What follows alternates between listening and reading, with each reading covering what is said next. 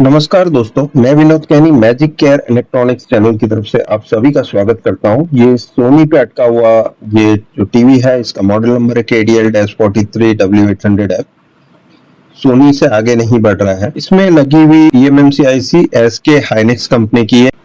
Processor में और eMMC में जाने वाले सभी वोल्टेजेस चेक कर लेंगे। 3.3 वोल्ट ओके है। 1 वोल्ट में तकलीफ दिख रही है, यहाँ 0.8 वोल्ट बता रहा है, तो इसमें हम रेगुलेटर लगा के चेक करेंगे बिकॉज ये बहुत लो बता रहा है। 1.5 वोल्ट रैम की सप्लाई परफेक्ट है, 5 वोल्ट परफेक्ट है। ईएमएमसी में जाने वाले 3.3 वोल्ट ओके है, 1.8 ईएमएमसी भी ओके है, 12 वोल्ट जो पैनल में जा रहे हैं वो भी ओके है। सिर्फ एक जगह गड़बड़ी जो दिख रही है वो है 1 वोल्ट लाइन में, जो कि 0.8 वोल्ट बता रहा है। इसमें हम एक्सटर्नल रेगुलेटर लगा के चेक करेंगे। यहाँ पर आप देख सकते हैं 1.15 वोल्ट पे हमने जंपर लगा रखा है, बाकी कोई भी जंपर हमने नहीं किए हैं। तो यहाँ ये आउटपुट जो निकालेगा 1.15 वोल्ट, लेकिन अभी हम सिर्फ इनपुट देंगे और आउटपुट चेक कर लेंगे कि ये 1 वोल्ट के करीब है या नहीं।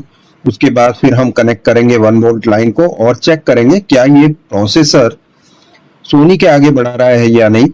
उसके बाद फिर हम eMMC IC चेक कर पाएंगे बिकॉज अभी वोल्टेज की फॉल्ट को दूर करने के बाद ही नतीजे पे आएंगे। अभी हमने 19 वोल्ट इनपुट किया है इसमें और ग्राउंड दिया है। आउटपुट चेक कर लेंगे कि कितने बता रहे हैं। यहाँ पर आउटपुट में आप देख सकते हैं ये 1 वोल्ट के करीब है। अभी हम इसे 1 वोल्ट लाइन के साथ कनेक्ट करके चेक कर लेते हैं। सो 1 वोल्ट के आउटपुट पे हमने 1 वोल्ट दे दिए हैं। ये 1 वोल्ट देने के बाद वोल्टेज तो 1 वोल्ट शो कर रहा है, अभी तो सोनी लिखा हुआ भी नहीं आ रहा है। तो अभी हम eMMC IC को निकाल कर इसकी हेल्थ चेक करेंगे, उसके बाद फिर हमें पता चलेगा।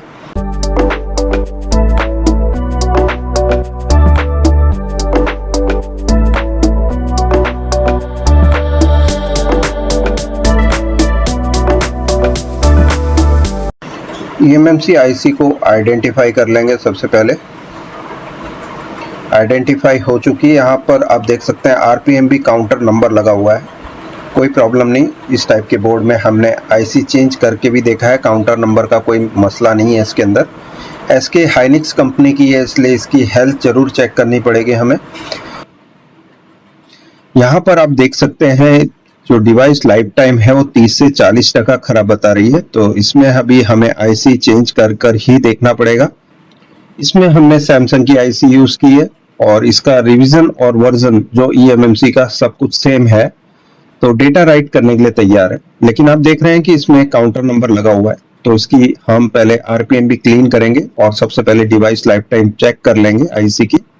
इसकी डिवाइस लाइफ टाइम दोनों ही 0 से 10% है, तो सब कुछ सही है। अभी स्पेशल टास्क में जाके इसकी जो RPMB नंबर है आइडेंटिफाई करके देख लेते हैं। मैं आपको बता दूं इसकी RPMB नंबर जो है काउंटर नंबर लगा हुआ है, इसमें काउंटर नंबर हटाएंगे हम। इसके लिए स्पेशल टास्क में जाके यहाँ पर हमें थर्ड ऑप्शन सिलेक्ट करना है, यस करेंगे। इससे होगा ये कि फर्मवेयर राइट हो जाएगा और इसकी जो RPMB नंबर है, काउंटर नंबर है, वो प्रोग्रामिंग हट जाएगी इसमें से।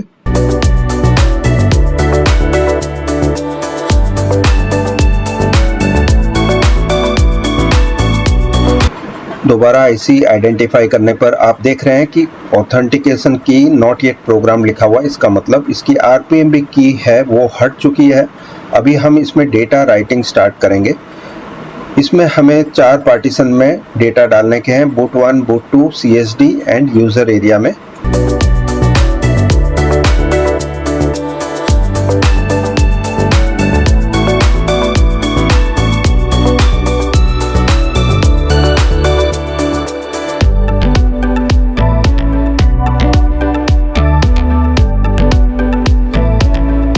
IC का नंबर है KLM-AG1J-ETD-B041।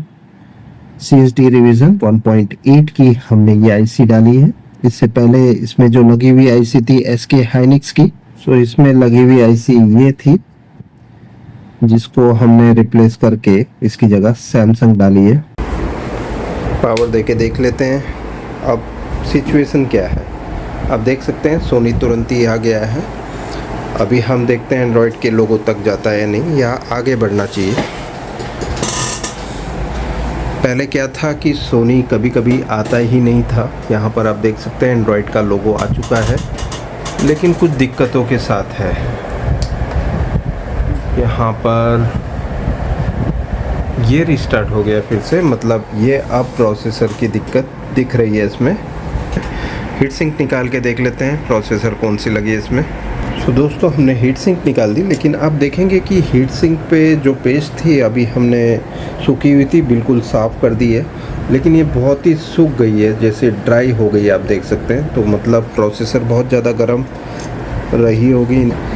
तो अभी हम इस प्रोसेसर को पहले देखते हैं, इसकी जो कोर सप्लाई है यहाँ पर। आफ्टर रीफ्लो भी हम दोबारा चेक करेंगे डायोड टेस्ट रीडिंग यहाँ पर क्या रहती है। सो डायोड टेस्ट चेक करने के लिए पॉजिटिव प्रोब मतलब रेड प्रोब को हमने ग्राउंड पे टैग कर दिया है। नेगेटिव प्रोब से हम वोल्टेज लाइन पे यहाँ पर टेस्ट करेंगे कि हमें क्या बता रहा है। तो ये 0.060 बता रहा है, कॉमन नहीं है, बिकॉज यहाँ पर ये जो बता रहा है 0.060, दैट मीन्स ये बहुत लो हो चुकी है, लेकिन ये 0.060 बता रहा है। तो अभी हम रीफ्लो करके देख लेते हैं। बीजे मशीन पर बोर्ड को रख दिया है, यहाँ पर लेज़र लाइट है जिससे हमें पता चलता है कि बॉटम नोज़ल जो इसमें नीचे नोज़ल रहता है, ये नोज़ल एग्जैक्टली प्रोसेसर के कहाँ पर है। चिप की आईसी के लिए अभी मैंने नई प्रोफाइल बनाई है। यहाँ पर आप देख सकते हैं 180 से 300 डिग्री तक की सेगमेंट 6 तक मैंने कर दिया है। पहले वाले में 5वें सेगमेंट तक था, ये सब कुछ सेम था। ओके, नीचे भी ये सारी वैल्यू सेम थी, लेकिन यहाँ पर हमने अभी कूलिंग टाइम जो है वो 140 सेकंड का कर दिया है। ये पहले 130 सेकंड का था। और यहाँ पर 300 डिग्री सेंटीग्रेड, और यहाँ पर जो टाइमिंग है वो दोनों सेम रखी है, बस खाली हमने एक सेगमेंट और बढ़ा दिया है। हीटिंग के लिए जो हम नाम यहाँ पर रखना चाहते हैं वो प्रॉपर नाम देना है हमें।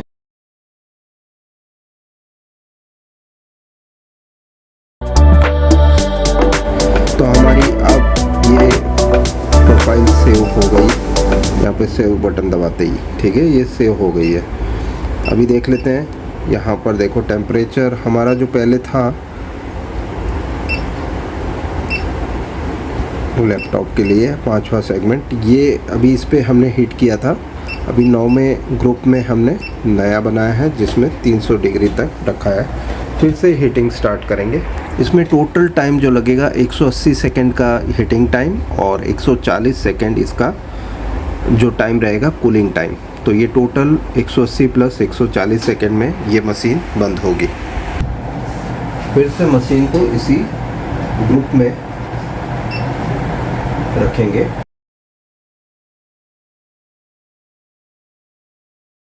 मशीन को स्टार्ट कर लेते हैं, वेट करेंगे एंड तक। जब बजर बजने वाला होगा उससे पहले ही हम आईसी को हिलाकर चेक कर लेंगे। आईसी का हिलना बहुत ज़रूरी है, हिल के वापस आना बहुत ज़रूरी है, बिकॉज हमें तभी पता चलता है कि प्रोसेसर की बॉल्स सारी मेल्ट हुई है या नहीं। तो तैयार हो जाते हैं प्रोसेसर को हल्का सा हिलाकर चेक करने के लिए। बाद हम ट्राई करेंगे, अभी से ट्राई करने का मतलब नहीं है। आप देख सकते हैं अभी से आईसी हिलेगी, हाँ अभी हिलना शुरू हो गई है, लेकिन हम वेट करेंगे।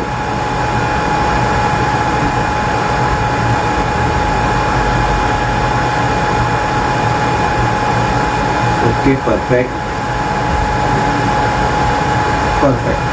हमने दोनों तरफ से आईसी को हिला दिया है। अभी इस टाइम पे हम इमरजेंसी का भी यूज़ कर सकते हैं। इमरजेंसी से होता ये है कि जो टाइम है उतने टाइम तक कूलिंग स्टार्ट हो जाती है।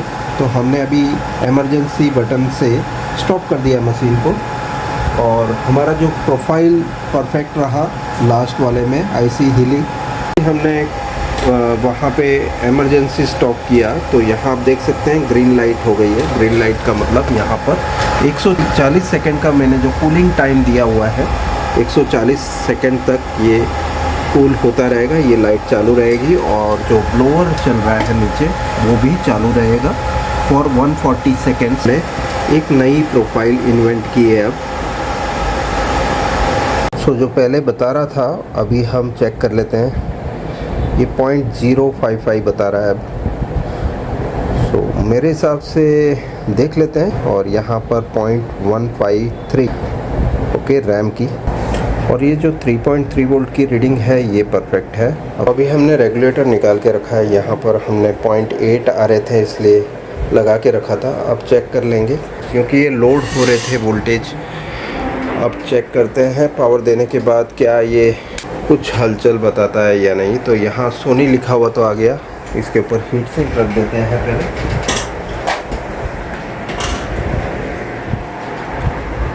लेकिन आगे बढ़ता है या नहीं देख लेते हैं। ये एंड्रॉयड का लोगो आ चुका है,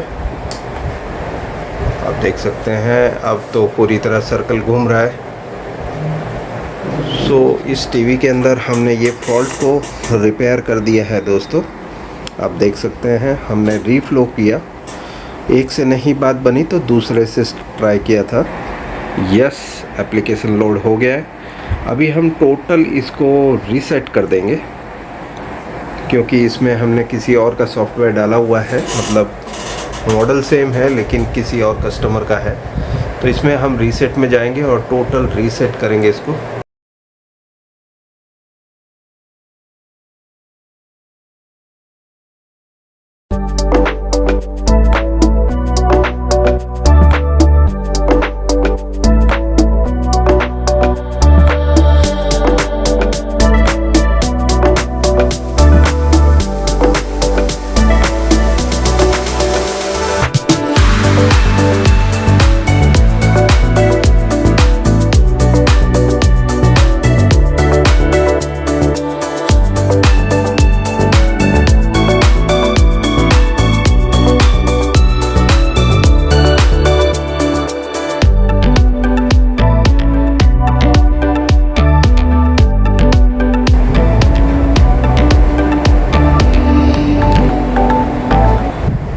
तो जो एरर आ रही थी आप चेक कर लेते हैं क्या ये प्ले होता है अब।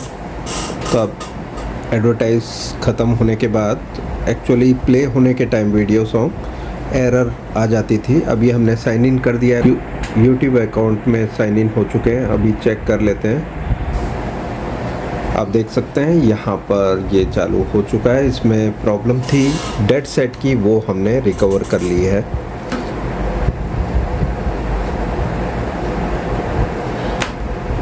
अब हम इसे ओरिजिनल टीवी पे लगाकर चेक कर लेते हैं।